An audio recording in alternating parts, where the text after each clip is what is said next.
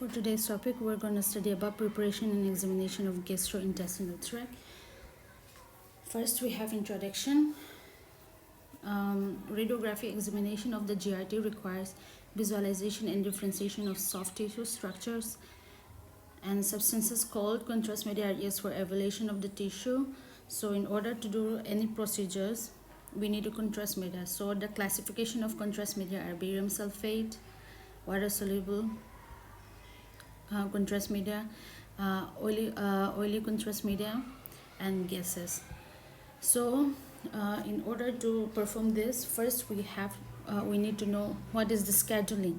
So first we have to decide how many procedures should be done in a day, because we can't do lots of procedures in a day, especially barium study, and we have to give them a set of time so that none of the procedures overlap. And in order to do thyroid study, we should always start thyroid study before giving any iodinated contrast media to the patient. And barium study should always be done in the last. And then fiber optic studies like gastroscopy and sigmoidoscopy should usually be done in the first place.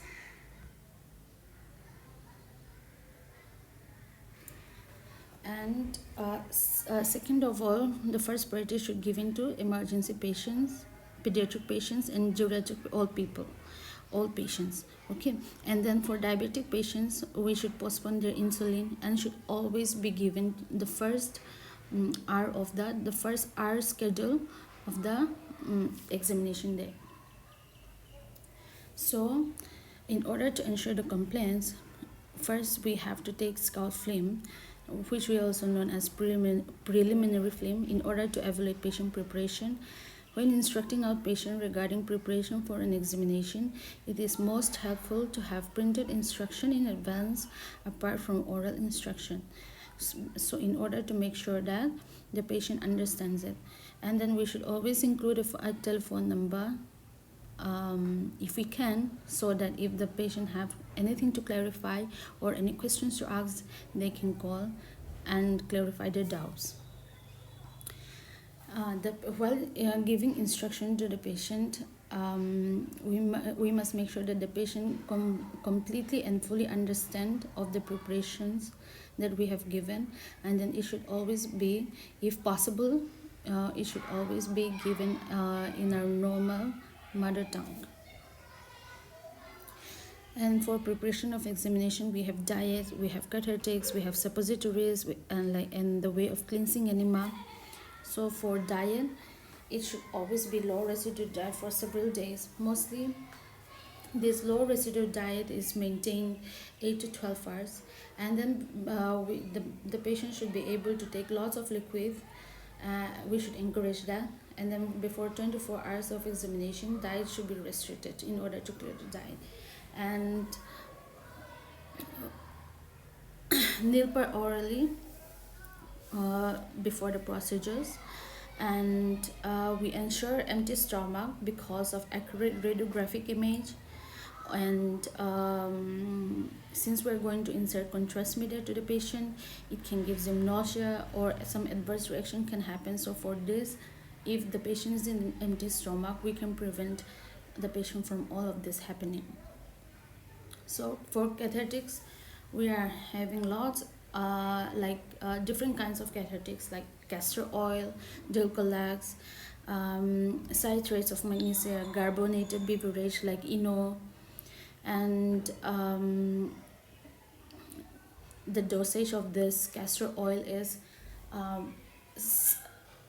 this 1 bottle of castor oil, which mostly is around like 60 ml, mixed with 1 liter of water, and the patient should keep on drinking it in order to clear the bowel.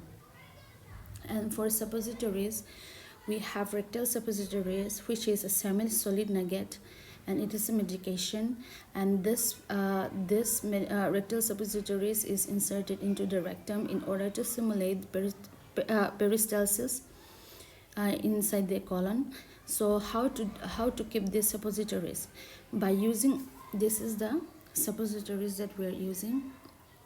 So by using one finger, we should push the suppositories into the internal sphincter, and approximately around like 2 to 3 inch in the rectum in the superior posterior direction. And then once we put the medication, then it should rest in the rectal mucosa. The patient should retain it for at least 30 minutes before evacuation. Cleansing enema. So cleansing enema is a procedure which consists of filling the colon with liquid for dislodging and flushing out any fecal matter in gastrointestinal tract. So this liquid may be either tap water or soap water. It can be either normal saline and glycerin. So for the cleansing enema, we need enema bag, and we need a rubber tubing, we need a rectal catheter, we need an IV pole, and in order to insert the catheter, we can use laxatives as well. So this is the kind of enema bag, IV pole, and this is a balloon catheter.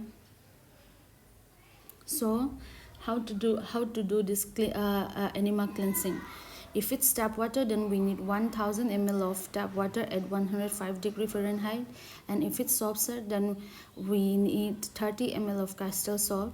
And how to do this is, first we have to lubricate the catheters with laxatives, and then we have to attach the rectal catheter to tubing, holding them down over the sink and open the clamp. So in order to make sure that the liquid is the catheter is filled with those liquids, and then we have to close the clamp and tube them, and we have to insert the catheter and then advance the liquid inside the rectum. If it's sodium phosphate, which is also known as fleet, it is the best method to use for cleansing enema, and it can be disposable, and it contains salt solution which is highly efficient to evacuate, and it is very effective for cleansing large bowel but not enough fluid to cleanse the colon, and it is commonly used when patient preparation is not adequate. So while doing this examination, we need a proper preparations, and after finishing the procedures, we need to take care of the patient as well. So mostly around 1 hour of after finishing the examination, we must keep the patients in the department for observation. So that's all for today. Thank you so much.